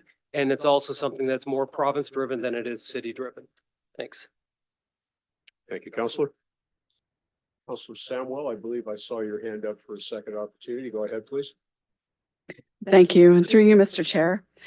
So I do have some comments, but I think before I even get to those, I wanted to just recognize that not everybody has not been proud of our city. I've actually been very proud to be from Brantford the entire time I've been born. And I think there's a lot of citizens that feel that way. So I think it's important to recognize how special our city actually is. I think that we have the opportunity here to create something wonderful, an entertainment district that will really have something for the whole family. With the with sporting events, concerts, and family entertainment at the Sports and Entertainment Center, and beautiful Earl Hague nestled right next door, beautifully nestled between the Sports and Entertainment Center and the new indoor sports facility we discussed the other night. We've really thought of our citizens, all ages and interests, when envisioning the future of this area, and it's exciting. Thank you. Counselor, thank you for that. Counselor Caputo, go ahead, please. Thank you very much, Chair. Thank you, Mr. Councilor Sullivan, for bringing that up. I might be able to keep this within 4 minutes. I moved to Brantford in 2011, and I love this city. And I loved what this city can become. And again, listening to the people that have always come and approached me, this is vital for the growth of our community. Progress is not possible without change. Those who can't change their mind won't change anything. Okay, I'm going to fully support this initiative tonight, and I take this action with a full heart, with a full measure of a strong foundation and the facts presented before us. Look what the downtown is going to become and what it's going to look like in the next few years going forward, right? We need to take our minds and also set ourselves to proceed that we need to look at the 2030 Memorial Cup being here in Brantford. Okay, it's always been clear to me that a person holding these positions as councilors must protect the city and with the same vigilance make decisions that better the community and build prosperity. With that said, though, it sometimes becomes an impossible balancing act. Okay, to serve one at times feels like you're betraying the other. I've always believed and lived by the unwillingness to speak the unpopular or the inconvenient truth, which is essential for effective leadership. This city and the residents of this city deserve absolutely no less than that. Now, if we had one shot, one opportunity to seize everything we ever wanted in one moment, would we capture it or just let it slip away? That's this moment. We got one shot, can't let it go, because this opportunity really only comes to us sometimes once in a lifetime. So I expect us to go that extra mile because it's not a crowded road, folks. Thank you. Thank you, Counselor. Counselor Van Tober, go ahead, please. Well, I was speaking with Councillor Sless a little earlier and he said, oh, don't say all that. You're gonna take everything that I've got prepared. And so I gave him that opportunity to get all of his words out and hopefully left some crumbs for me. But I just want to say that this opportunity did indeed fall into our lap. And it was very important that we not let such an opportunity go by untested, unthought through, and without due diligence. We got some freebies for us that no other community gets that benefit from. We got a test run with one of the top level OHL teams. We got to find out in advance whether or not the community would support such a team, whether or not it would motivate our community. And I got to tell you, I am not a ticket holder, and I hear about the Bulldogs pretty much wherever I go. It is definitely a motivator. It is good for the city, and it's a great thing to have, which got me to the next phase, because I certainly wasn't going to let the Bulldogs slip between our fingers when they first were looking for a home. Welcome mat was open. And so here we are. What was required to keep such a motivator? The OHL only gave us a temporary use of the Civic Center. That comes to an end. People ask me, why can't they do it there? And I go, hey, we got a team to invest in the Civic Center. And it's been referred to recently as an Impala, but I prefer the previous incarnation as a Pontiac Tempest, because most people don't know what a Pontiac Tempest was, and it was a really nice car, but that's just it. People don't know what it is. And it is an old arena and dated, and the team can't stay. They would go back to new digs or their old digs. And if we want to have a team, after seeing what we've seen, we have to make this decision. A lot of questions have been put forth by counselors and throughout all this period. What's the burden going to be on a senior citizen on a fixed income trying to pay their property tax, considering the inflation that's happened recently and the massive rise in property tax values that unfortunately, when Impact does the reassessments, puts a burden on them. Everything has been done in the presentations and working with staff to keep that not just to a minimum, but they're saying zero. The other thing that's been very important to the community is this little water park, kind of wedged between what will be a couple sports entertainment centers.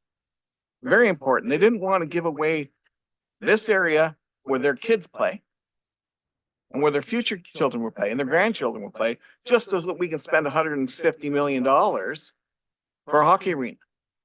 And so they went out of their way to make sure that we have entertainment for all ages and quite frankly, year round. This is a good move for the city. It's a scary move. I tell you, it's a scary move. I do not do this without some hesitation, without some things that just make me say, I've got to ask the next question. I do this with staff.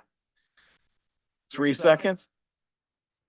In this one speaking opportunity, I'm just saying I am supporting this. This is good for us. We have done a significant amount of due diligence, and I look forward to the next phase of this arena coming forward. Thank you for that, Councilor. I'll take an opportunity to say a few words about this. This is probably one of the most significant decisions this or any council may have made. Certainly in my 20 years here, the only thing that comes to mind of significance that is on a par with this was the decision to welcome a university to this city. And at the time, we also had naysayers who said, well, when the double cohort has passed through, they won't need us anymore and they'll go back to school in Kitchener-Waterloo. And we extracted a promise from the university that they'd be here for 25 years. And they've been here quite a while now. A very strong parallel. That improved the quality of life. That improved the type of people that are in our community. It was a big boost to our arts and culture community because that university brought a different mindset to Brantford. This is a game changer as well. This not only ensures the future of that hockey team in Brantford, but it offers so many opportunities for our citizens to engage in recreation, arts, culture, and entertainment at this site and in the surrounding neighborhood. I remember a time when Mayor Friel proclaimed loudly across the nation that we had the worst downtown in Canada. And I think that recognized some of the mindset of that era, which was negative and which really spoke to an inferiority complex, a massive municipal inferiority complex, thanks to the demise of the farm equipment industry here in this city. This is a step in the right direction for this community, for the heart of this community, and for the well-being of how people think about us, people that live here, and people who will come from away. We were very plain to Mr. Hutchings early on that there'd be no impact on the municipal taxpayer. And that is exactly what we have laid out here. And that's exactly what staff are guaranteeing. There'll be no impact on the municipal taxpayer.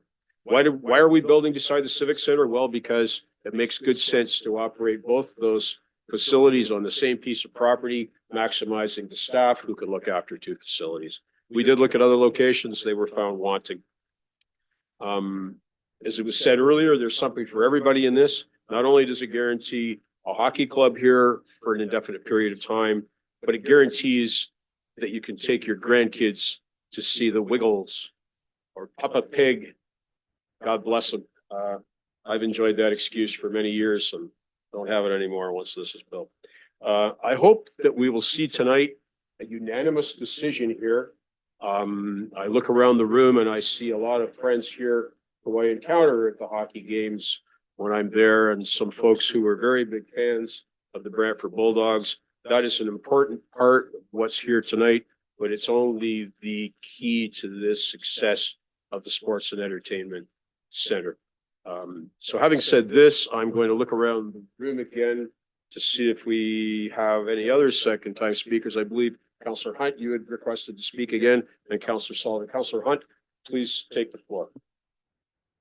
Thank you. And so I wanted to address, so I've heard a lot from residents in terms of we need a hospital more than we need a sports and entertainment center. My answer to that has always been that the hospital is the purview of the province, and this council cannot build a hospital.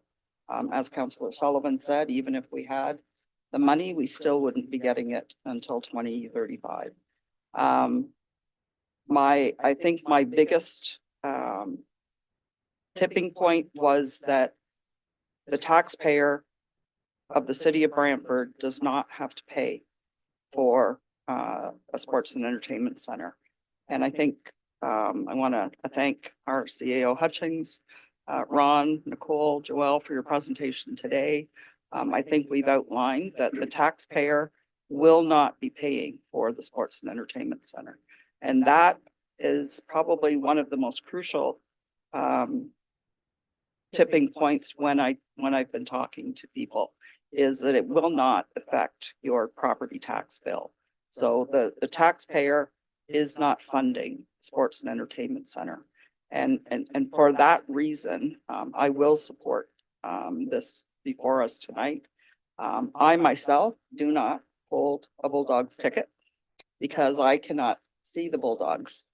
Where the current accessible seating is, I would be pretty much like this to the boards. And so I do look forward to potentially being able to actually see the Bulldogs play in a new sports and entertainment center, and also concerts and other events that we would be able to bring to our city. So having said that, I wanted to address the concerns from the constituents that I have spoken to, and I think we've addressed what those concerns are, that it's not a matter of this or a hospital, and it's not a matter of your taxes being used to pay for the sports and entertainment center. Those are the two biggest concerns that everyone that I've spoken to have had. And I think that our staff and our consultant Ron have done a very good job of demonstrating that that is not in fact the case. So thank you. Well said, Councillor. Thank you. Councillor Sullivan, your second and penultimate speaking opportunity of the evening. Thank you, Chair. I just wanted to make it clear too, this arena is going to be one of its kind in this area. Hamilton is a 19,000 seat arena. It's going to be attracting different venues. We're going to be over 5,000, and we're going to be that arena within an hour of our city in every direction. So we're going to be able to pull in that draw. I think that this is a good move for the city. And I remember when I first came here as well, people were saying that Brantford's got to get out of the 70,000 population mindset. We're stuck in the ways. They've got to take some steps to move us forward. And now we have an opportunity to move forward, and I think we need to take it. Thanks. Councillor, thank you. I'd be remiss if I didn't also include kudos to a member of this assortment of people here at the big table, and that, of course, is Mayor Davis, who was instrumental, along with Mr. Hutchings, in negotiating the deal with the Bulldogs, being the chief advocate for the Bulldogs, and being really our point person with respect to the relation that we have with the Bulldogs. So Mayor Davis deserves not a small amount of credit for this. And Mayor, thank you for your activity. Mr. Hutchings as well, Mr. Bedulka, yeoman work on this file. I'm going to look around one more time, and then we're going to, Mayor Davis, please go ahead. Thank you, Mr. Chair. You know, I've always found the most persuasive of delegates to us are those that deal with facts, deal with the merits, and don't deal with the personalities. And I heard comment made about our CAO, Brian Hutchings. I've come to know him very well over the last 6 years. I have never seen a more dedicated civil servant, and the commitment he has made to our city, the self-sacrifices that he has made to our city. We've been one lucky city, one blessed city to have had Brian Hutchings here as our CAO for as long as we've had him. And everything that he's done in respect to this particular project has been at the direction and the request of council. There's nothing he's done there. He's gone off on his own in some unauthorized direction. So I want to make that absolutely clear, Mr. Chair. And I'd say this about Brantford. I've lived here since 1981. I agree with what you said, Councilor McCreary. In the 1980s, these were pretty tough times. Shrinking population, declining property values, declining employment levels. We were a can't-do community. We had no confidence in ourselves. We'd lost the confidence that we had earlier in the century. And it's been a long, hard struggle for our community to come back over the last 25 years. We've now become, I think, recognized as a can-do community, as a community that does support business, does support the arts and culture, does support diversity in our community, does support opportunity for all citizens. And this epitomizes that spirit, the can-do spirit that Brantford now has, that many citizens show, and the pride they have in our city. And it's the reason why Costco has come to Brantford. The manager and the senior managers talk about coming to Brantford because they had confidence in our community. They saw a successful, confident city that's growing. Also, we've had a vision for that area of our city, which the downtown, that's the industrial heartland of our city that's changed over time. There's been a long-term plan to make it a sports and entertainment center district. We spent a lot of time attracting private builders and owners that we've seen across the street of the convention center and the Freshco Mall. And they have confidence in our city. They have plans to develop that part of our city and make it a successful residential and entertainment center. And if we turn around and we say, well, we don't have confidence. We don't want to build a new arena to replace a 60-year-old arena that's completely inadequate. What message does that send to potential employers, to people who would like to come to Brantford? It sends a message of a can't-do city, a city that doesn't have confidence in itself. And that is not the current day Brantford. Last thing I'd like to say, if I have time, I think that Councillor Hunt also highlighted the fact that we have in the Civic Center, we got a fine rink. That's all we have. We have a rink that's not accessible for the handicapped. There's no elevators in there. The seats are too small for many people. If you want to descend into the bowl and you have any kind of physical disability, you simply can't do it safely. The washrooms are inadequate. The rink is too small. It simply cannot be an entertainment center because it doesn't have the superstructure to hold modern stages, modern lighting. It doesn't have either the electrical, the internet, or the storage to be able to become a true entertainment center. It really is a great rink. And unfortunately, you can't use that as the foundation for a true sports entertainment center and district. What we will get is truly not just a great rink. We're going to get that entertainment center that's going to transform this area. Last thing I'd say is this, if I might. I'm using up my second speaking opportunity. I understand the concerns people have that the debenture plan involves and assumes certain growth in the surrounding area. I look to St. Catharines. They're the ones that have developed the most recent arena for OHL teams. And I talked to the mayor, and he said, he was on council at the time when they did that arena, that civic entertainment center. He said his downtown was on life support, and their downtown has enjoyed a tremendous resurgence, which they attribute the catalyst for that to being their entertainment center. And in fact, that was just recently confirmed by Niagara Falls Review article where the mayor was commented that the venue is an absolute benefit of the downtown, a catalyst for the city's economy, and also has determined that the venue has been one of the driving forces in that downtown's resurgence. Same thing's going to happen here, I have no doubt. And tonight is the beginning of that journey. Mayor, thank you for that. Councillor Carpenter, you have the floor, sir. Go ahead. Thank you, Mr. Chair. The staff, the OHL Bulldogs, have they got permission to play here from the league? They have a temporary permit from the OHL at the moment. So they would need a long-term permit if they're gonna be here long-term. They would need a commitment from, I take it, all the OHL owners just to play in this community. Why they have a temporary permit is because the rink is not up to standards. They would need, yes, to work with the OHL on a expanded permits, and the OHL recent interview, Brian Crawford, the new CEO of the OHL, is talking about OHL expansion too, so. And to Joel, we keep hearing people saying that it's got nothing to do with property taxes or won't affect the property taxes.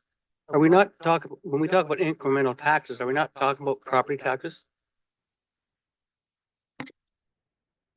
Through the chair, yes, incremental taxes are property taxes, but what the plan is suggesting is that the incremental taxes seen on properties in the downtown Any new Lower taxes? Bow area, we would use those incremental taxes. So it'd be any new taxes in a specific area would go to fund this project as opposed to funding the general budget. Correct. Okay. Now, I'm having trouble squaring this with a few things. You know, it wasn't that long ago. In fact, it was probably within 6 years, certainly 5 years, when this council decided that they needed to sell Airedale because we needed $14 million for housing. We didn't look at any incremental property taxes from some other place to fund that. We actually don't make any annual commitment to the budget for housing at all. We were selling properties to put that in a budget for housing. And then I look back to all the times that we talked about downtown revitalization. Been talking about this for as long as I can remember. It was Eaton's Mall was going to save downtown. I mean, first of all, it started off the train, hit the bridge. Company had gave us $3 million for the bridge. We decided to put that into a mall downtown. It was going to be the savior of our downtown. And of course, it wasn't. Then we said down the road, you know, the university is going to save our downtown. It hasn't done that either. And now we're saying this arena will save our downtown. But when I went to Kingston, I didn't see a reborn downtown in Kingston. I didn't see that. And when I did all my research on arenas across North America, research that universities themselves did, they said after 4 or 5 years, the hockey team only gets about 75% of the capacity. And that seems to bear itself out. We went to Kingston, certainly that was what bore itself out. We saw the crowd at Kingston, and they had a pretty good team. So I'm trying to square this with this idea that we're going to save our downtown, but we're going to have this money tied up for 8 years. But, oh, Joel, another question, please. After 8 years, we'll have this money to reinvest someplace else, maybe in affordable housing, maybe in addiction, maybe in treatment centers, wherever the council that 8 years from now sees fit. That's what you're seeing is 8 years. Through the chair, yes. That's if we receive the expected funding to start off with the original capital budget. Would that be correct? I think the donations, the naming rights, all those sorts of things. Yes, that's correct. Okay. So that's my worry and my consideration is that we're all talking. I mean, I'm a season ticket holder of the Bulldogs. I love going to Bulldogs games. I love hockey, but I love my community as well. And I'm concerned about the financing option here and what the costs are going to be for the long term for the municipality. I've seen so many plans that are going to save our downtown that just didn't happen. And the research that I've done, reading papers from universities that have done studies on such, we're funding the arena for the inner owner. I don't see, why didn't we get a commitment for a 10 or 20-year lease if we built the arena beforehand? Why do we have to commit to the funding before we get a commitment from the owner? Someone answer that question?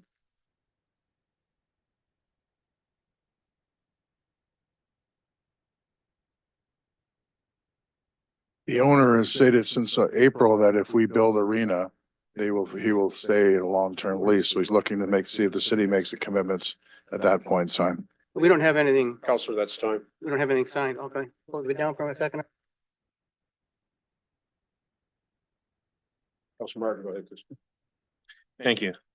It's been stated that, you know, the incremental taxes is property taxes that belong to the taxpayers, and that's true. But some of the incremental taxes wouldn't occur if we don't go forward with this arena. Some of it is dependent on this arena being built.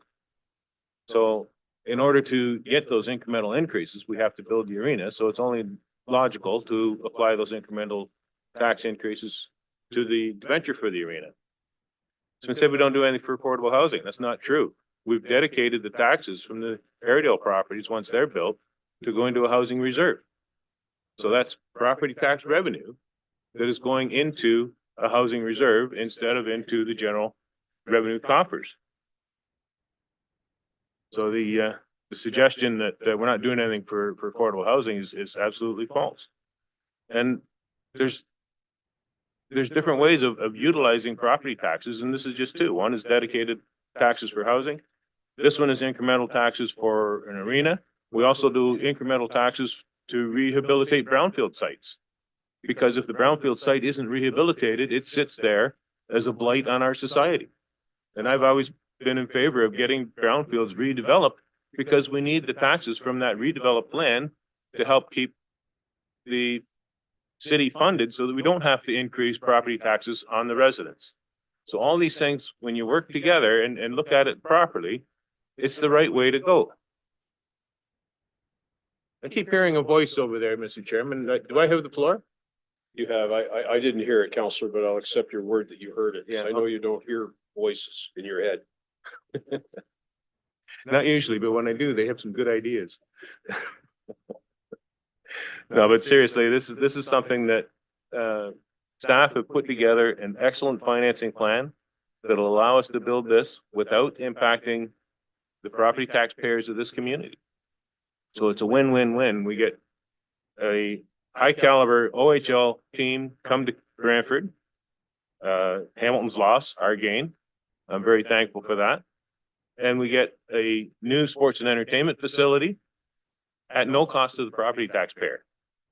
So I can't see how anybody could vote against this with the plan that staff and our consultant have put together. I think this is an excellent plan, and I look forward to supporting it. And unfortunately, it sounds like it might not be unanimous, which will be unfortunate. I know when we voted on the term sheet to bring the Bulldogs here in the first place, it was a unanimous vote. And Mr. Angular was very impressed with the support that he had from council, because he never had that kind of support from Hamilton Council when he was there. In fact, when they told him that he was going to have to leave his current facility, they sent him an email. Nobody even went to talk to him in person. They just fired off an email to him and said, you get, I think it was 3 months at the time, to find another facility for your next 2 or 3 seasons. So he was very impressed with how we handled things in Brantford. And I think that went a long way to him saying that he will make a long-term commitment once we have this all in place and ready to go forward. So, Mr. Chairman, I hope this is unanimous, but I'm starting to wonder if it will be. Thank you. Thank you. Councilor Carpenter, I believe you had requested a second speaking opportunity, and Yeah, now is your chance. Thank you very much, Mr. Chairman. Just the staff, we have a lot of developments that are in this area that we're talking about the incremental financing. Are any of them contingent upon us building the arena? Do any of them say that they won't build unless we have the arena? I've never heard that. We spent the summer talking to various developers in the downtown area. Yes, they do say that many of the developments are contingent. It's a bit of a chicken and egg. If we invest, they'll invest, and vice versa. So it is, so some of those have gone through planning process, but obviously they're looking for investments, and it was quite clear from 3 of the developers. Was that after we talked about it, or their developments were, many of these developments were long before we even talked about Bulldogs coming here? The only one pre was the 166, so the Greenwich ones on the Newport. The other ones have been developed in the last year and a half and been to council, the Market Street one, and as well as the Erie Ave? the Erie Ave. Erie Ave was before, sorry, and Colburn Street is right now in the pre-consultation phase. Yeah, many of them before that. Okay, and I just want to highlight, for the residents of the city of Brantford, drive by the Airedale site and see how much tax revenue that's generating after 5 years for our housing. And just take a drive by. Those that said that we weren't generating funds, it's not happening. And just because you have reservations about a project, doesn't mean. Point of order, a point of order. I'd like We're not to, debating exactly. Airedale. Sorry. Councilor Carpenter should get over the Airedale decision. It's now 6 years later. Point of order, Mr. And it's Mayor. not Point in of any order. way relevant. Point of order. I'm asking the chair to direct Counselor Carpenter to not refer to Arrowdale in this debate. It's got nothing to do with it. I talk about incremental tax financing. It was brought up by, Councilor Martin. You didn't have a concern there, Mr. Mayor. You have a concern going when to- I raise it. Counselor, if you'll just pause a second, I'm going to rule on the mayor's point of order. I appreciate the mayor's point of order, but I think the counselor can have that degree of latitude to make that comparator. That's my ruling. So go ahead, Counselor. Thank you, But sir. please, Counselor, Yep. heed the intent of what the mayor's saying. Yeah, I understand he doesn't, and that might be a sore point for some people. Certainly is a sore point for a lot of my constituents and Ward 5 constituents. But just because a member of council has concerns about the plan, and everyone really should, you should be considering all sides of it. What are the risks? What are the benefits? Not just, we're not just here to be a hurrah. We're here to look at all aspects of the program. So that's my comments. I'm still going to be looking for some long-term commitment on the Bulldogs in writing, not just a letter, but something that's a signed agreement that's going to ensure that we're going to have an OHL team here for the long term. And again, we were unhappy with losing $30,000 of revenue from one source, but we're all right to lose $670,000 revenue annually from this source. How will the $670,000 in annual revenue expected losses be funded? Would that be funded by incremental taxes as well? That will be in the future. That'll be funded out of the incremental taxes, yes. Oh, so that's the plan, is to fund the ongoing losses of both just the new building, not the Civic Center? Yes, and it's very comparable to the other buildings, arenas we run in the city as well. So it would be funded by the incremental taxes infinitum. Yes, that's the plan at the moment, through you, Mr. Chair. Okay, thank you. Counselor, thank you. I'm going to speak again. I want to address the point that Counselor Carpenter made. And let me preface that by saying that many years ago, I was on the opposite side of this. I wrote for the Comic, previously known as the Expositor. And I took issue with many things that the council of the day did. And some of the councilors of the day weren't very happy with me from time to time. So I want to speak in terms of the value of criticism and the value of media and constituents and dissenting members of council who are asking the tough questions, who are perhaps not saying things that are popular. But all of these contributions have value, okay? And Councilor Carpenter's questions and comments have value in this discussion. And I hope that we all listen to all the voices. I was pleased to see Mr. Dreamack and Ms. Harrison here tonight, making respectful presentations that held our feet to the fire. There's a value to that for all of us. Having said that, I have faith in our professional staff and our professional consultant. The guy's probably the foremost authority with respect to this type of initiative on the planet, or at least on our part of the planet. I have faith in what they've told us. I have faith in the report.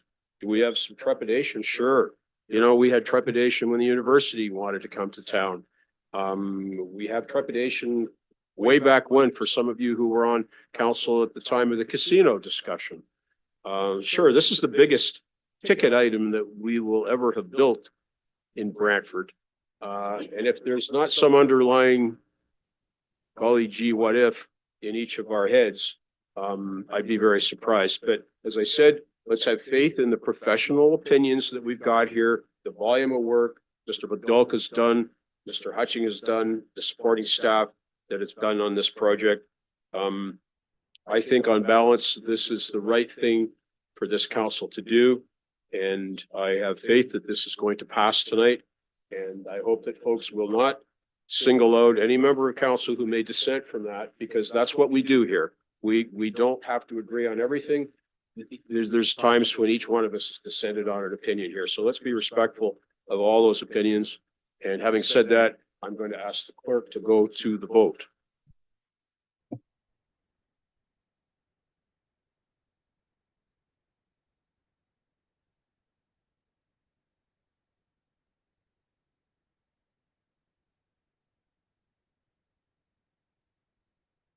Item 5.1 carries unanimously on a recorded vote. Members of Committee voting in favor, Councilors Sullivan, Celeste, McCreary, Hunt, Van Tilburg, Samwell, Carpenter, Martin, Caputo, and Mayor Davis.